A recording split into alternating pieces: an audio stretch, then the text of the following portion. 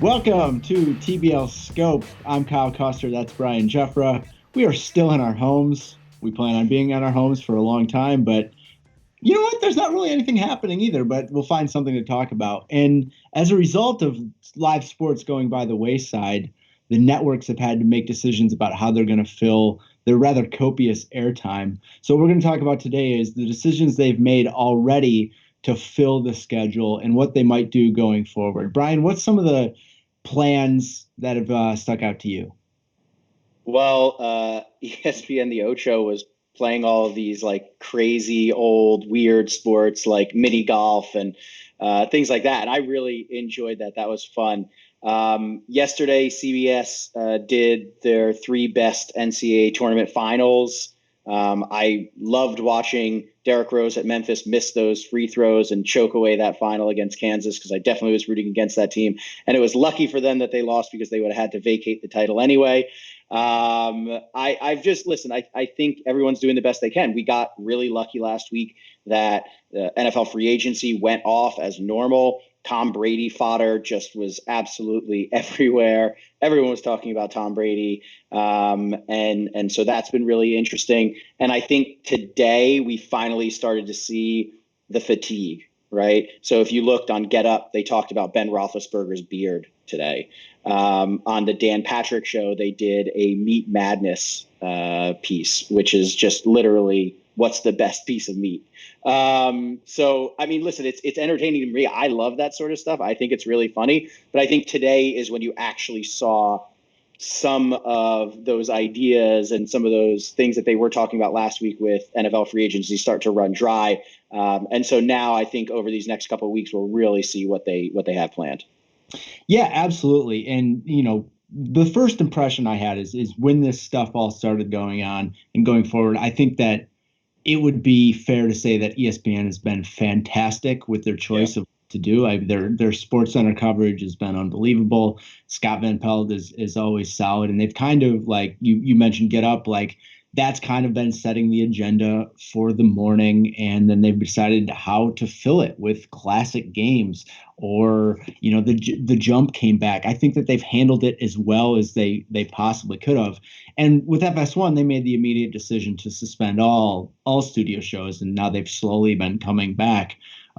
So a lot of these things are outside of their control. Like NFL Network, Good Morning Football wasn't airing last week during the biggest time of the NFL. I mean, Tom Brady made his decision. There was all this talk about free agency. There was the CBA, but they just weren't physically capable of getting into studio and reacting to it. So you have to judge what they're doing on what they put on television, but you're just not privy to all the decision making that goes into what's hamstringing them. And you've seen one of the interesting elements of all this has been like what shows how they've decided to get around it with the guests from home. And you've seen this on sports, you've seen this on CNN, MSNBC, Fox News, whatever you're watching. The remote Skype interview, which we're doing right now, used to kind of be like the last recourse for these people.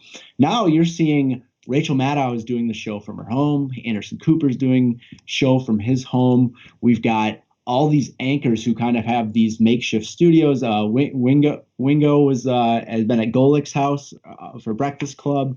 It's really interesting to see them pivot, and it's really interesting to see how much of these shows are production value and how much are really driven by the ability of these people to drive the conversation. I think in a way it's shown how good they are. It's not just bells and whistles. Their ability to produce a show that still feels full and still feels compelling and doesn't have these minor hiccups like you would expect them to have has been really impressive to me. I couldn't agree more. I was shaking my head a lot through that, through your points. I've been incredibly impressed by some of the individual talents. But the really interesting thing to me again is how do they do it long term? And I think that's the biggest challenge that they're going to have to address because are they going to do more debate style shows? We saw that with Skip and Sharp last week is they started to get onto these Skype things and it was just a debate. And I don't find those as engaging. That's just me personally when they're not face to face. I think that's what makes it great is kind of like those reactions. I even noticed that today when Greeny was giving his point about why Tom Brady will get to a Super Bowl again and Bill Belichick won't. The reactions just didn't have that same feel, even though they were genuine reactions like, what are you talking about? That's wrong. It just didn't have that same feel when you're not looking the person in the eyes. So to your first point, I think all of the different talent that stood out, even Tony Reali, when they did that around the horn last week, that was great. I mean, I love that. And I think like that kind of thing can work because around the horn was already, everybody was remote. So it actually made sense. It just was a different setting, right? They weren't in a newsroom. They were in their living room. So I think the talent has really stepped up, but I'm still skeptical about what happens next and how they continue to fill it. I've actually been surprised that they haven't done more live sports.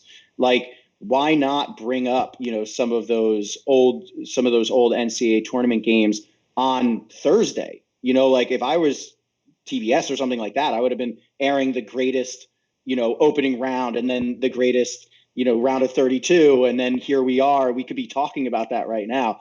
I thought that there was some missed opportunities when it came to, airing some of these reruns, especially with some of those games that you forget who won in some cases. And you can kind of like relive it in real time. Like I forgot, and as you can tell, I did watch that Memphis-Kansas game. I forgot how much Memphis choked away that final. I really forgot that. I knew that they did, and I remembered it as it was happening, but like I forgot how many different people missed free throws or missed opportunities, turned the ball over. It just was like, it was like almost shocking to me a second time, even though I knew what happened and I'd watched that live. And I also loved Mario Chalmers tweeted, I think something like, give me the ball, I'll make it happen, or something like that. And of course he did make it happen. So I thought that was kind of cool too, seeing the interaction between the player and the thing that was being, aired live. Virginia was tweeting about it as their replay was on yesterday. So I thought that was a lot of fun. And that was actually the biggest surprise to me, is as I was watching it, I was like, why hasn't CBS been doing this all week? I mean, maybe not CBS, because obviously they have more important things to actually report on. But like, why aren't one of their channels like airing this? Or even they air it live during the tournament, put it online. I mean, and just say, we're airing this game at this time. I think, what the NFL did, opening up all their entire vault, that's cool. But like, then I have to like sift through the games. I want somebody to tell me what I should be watching. And that's what I enjoyed the most about CBS yesterday. Yeah, quick note on that. CBS Sports Network has been showing tournament games, and they've been pretty good. It's not, it's not really a substitute, but obviously that thought process was put, and that was the home for it. Again, CBS Sports Network is not the first thing that comes to a lot of sports fans' minds when they sit down to watch TV on a Saturday or a Sunday. I was going to ask you how you feel about the classic games, because I kind of go a different direction, and it's because I've spent so much of my free time already going back and watching classic games on YouTube, because it's one of my hobbies that, like, if I like, particularly with any big Michigan State basketball victory for the last 20 years, I've watched the condensed game or the highlights or whatever on YouTube as a pump up mechanism, or because it's like, oh, I'm bored for this amount of time, this is what I'm going to watch. So some of the magic is gone there. I think its biggest draw is something that you brought up, is sports in general. It's the communal viewing experience, and that's why it's the most prized real estate for television networks, because for advertising. But it's the communal experience. And you saw the people going back and tweeting as if the game were live, or tweeting out stories. So it's like, there is value in putting something on and having us all watch it together. It's not really my particular cup of tea. But again, what else are they going to fill their time with? I got to say, I'm really hoping that CBS airs the Masters from last year, because if they don't, I'm going to watch Tiger Woods' victory start to finish over again, and it's going to be just like the last time. I'm even thinking about it right now and kind of getting goosebumps. But I agree with you. You do have to. It's better when you're experiencing it with the people that you care about. So I guess lastly, I mean, everybody kind of has thrown their 2 cents about what they should do going forward, and I think that like a great swing for ESPN was putting the WrestleManias on. I thought that was a really good idea. Now, as someone who doesn't follow wrestling that much, I watch them because I'm like, I don't know who won.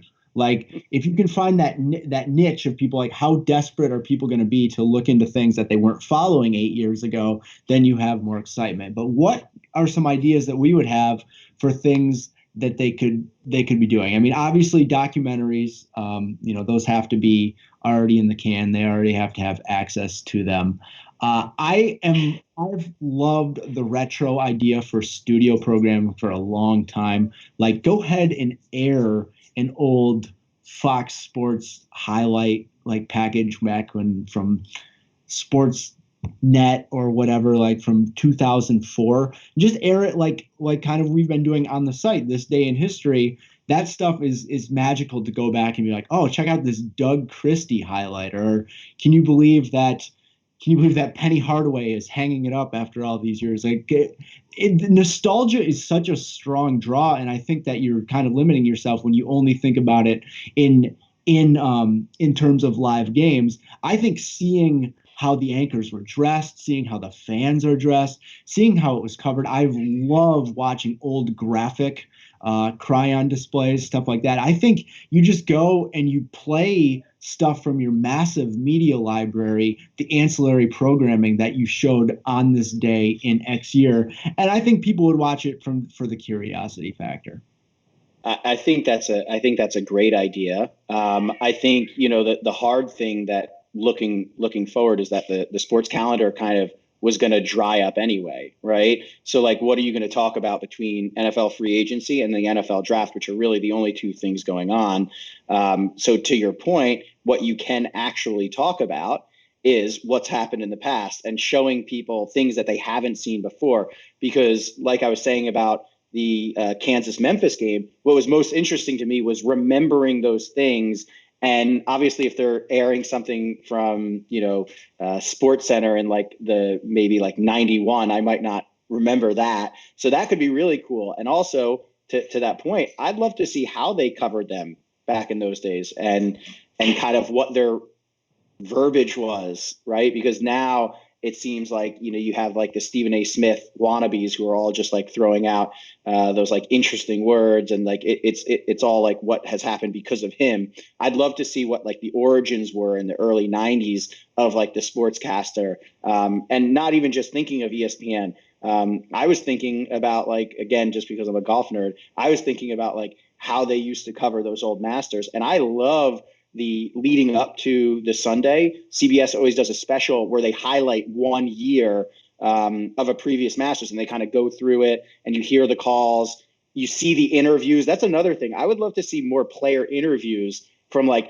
Michael Jordan. Like, how much footage of Michael Jordan doing interviews is there? And you never see it anymore. And I think that's really interesting, is going to try and find those little niches, as you said, and being able to pull it out. Because I think, especially in this day and age, when we're all so hyper local focused and it's all about me, like, find the thing about Michael Jordan or Charles Barkley. I loved your This Day in History, the Knicks Suns fight, and the dichotomy of where they were then and where they were now, how they fought each other. And then, Doc Rivers and Ainge are working together with the Celtics. Like, that's so cool. It's kind of like it makes you realize the context of what happened and how they got here. So I love kind of pulling on the emotional heartstrings of those old school retro looks. But I also think it's cool because it provides context. And I think especially where you can find those connections between people now and then, that would be really interesting. Yeah, no, just some final thoughts from me. Golf is an absolute untapped reservoir, because I found myself watching like the 2018 replay of like the second round of the Valspar Open, because I don't remember those shots. Like, I may have remembered who won, but I don't remember what happened on the 14th hole on Friday, on an approach shot from someone who finished 40th, so that's live. It's about finding things that aren't really Googleable, great word to say. Possible. Should have thought that one through. But things that are kind of like, like take us down a rabbit hole. Like, again, I remember that brawl between the Knicks and the Suns happening, but I forgot that they changed the rules about how not players coming off the bench would be fined, and eventually went to suspensions. And we saw that like play a big factor in playoff series, and that was the impetus for that. So again, it's a nearly impossible challenge. We're on like week 2, and on a personal note, as us as a site, we're kind of in the same boat, and we're trying to figure out what works and what doesn't work. So it'll be fascinating. The one thing that gives me a lot of confidence is no matter how long this goes on, there are a ton of smart people working in media, working in television, and they will find a way because they have active brains to engage people who want to be entertained. So I don't think we're ever going to get down the line where it's just like, that's it, I'm out, there's nothing on, we can't solve this equation. I do think there will be new and exciting ways, and they'll see kind of like a burst of creativity from departments that kind of didn't have to like engage that part of their brain going forward. Agree completely. All right, I think that's it. No interruptions in this video, which is amazing. No crying babies, no dogs, no kids. Watch for those moments when you're watching live TV because they're going to happen, have already happened. I'm Kyle Koster. That's Brian Giuffra. Thanks for joining us.